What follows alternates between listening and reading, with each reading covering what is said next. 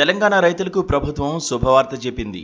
అన్నదాతలు ఎంతో ఆతృతగా ఎదురుచూస్తున్న రైతు భరోసాకు సంబంధించి రేవంత్ సర్కార్ కీలక ప్రకటన చేసింది. 4 ఎకరాలు ఆపై భూమి ఉన్న రైతులకు ఇంకా రైతు భరోసా అందలేదు. నిధులు ఎప్పుడు విడుదలవుతాయో తెలియక అన్నదాతలు ఆశగా ఎదురుచూస్తున్నారు.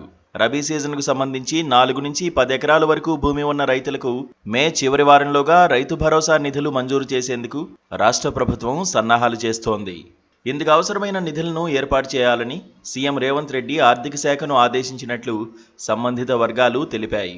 వచ్చే వారంలో రైతు భరోసాపై ముఖ్యమంత్రి రేవంత్ సమీక్షా సమావేశం నిర్వహించనున్నట్లు తెలుస్తోంది. అనంతరం రైతు భరోసా చెల్లింపుల ప్రక్రియపై స్పష్టత వచ్చే అవకాశం ఉంది.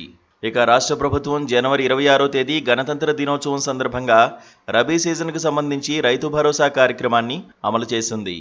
మొదటి దశలో భాగంగా రైతుల అకౌంట్లోకి నిధులను జమ చేశారు.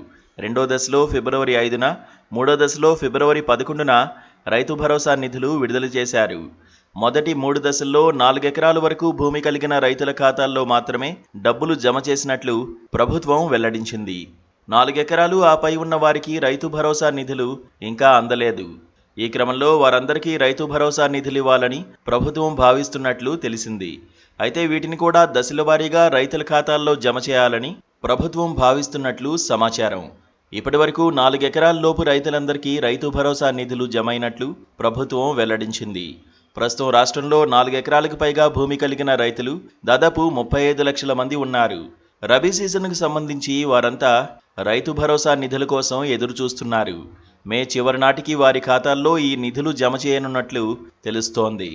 ఇక ఈ ఏడాదికి సంబంధించి ఖరీఫ్ సీజన్ జూన్లో ప్రారంభం కానుంది. ఈ క్రమంలో ప్రభుత్వం జూన్ నెల వరకు రబీ సీజన్కు సంబంధించిన చెల్లింపులు పూర్తి చేయాలని భావిస్తోంది. ఆ తర్వాత జూలై నుంచి ఖరీఫ్ సీజన్కు సంబంధించిన రైతు భరోసా నిధుల చెల్లింపుల ప్రక్రియను ప్రారంభించాలని ఆలోచిస్తున్నట్లు సమాచారం. ఈ అంశంపై నిర్ణయం తీసుకునేందుకు త్వరలోనే సీఎం రేవంత్ రెడ్డి అధికారులతో సమావేశం కానున్నారు. ఆ తర్వాత దీనిపై పూర్తి స్పష్టత వచ్చే అవకాశం ఉందని అధికార వర్గాలు పేర్కొంటున్నాయి. Please subscribe to KTV Telugu. KTV Telugu channel.